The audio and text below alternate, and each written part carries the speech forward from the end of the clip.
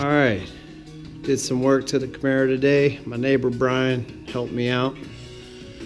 Finally got my air compressor plumbed in, got my filter, so pressure washed the hell out of this thing today. Got the lead out of the roof to quarter seams. Getting ready, and I gotta go after all these spot welds. A lot cleaner.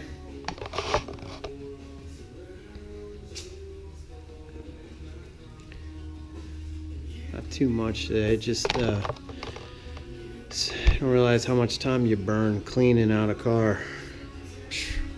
So much shit. The other seam. Alright. That air compressor is beastly, man. This thing is, I love every bit of it. But that's all I got for today. We'll have more coming up. I got some tools in the mail. I need my air hammer.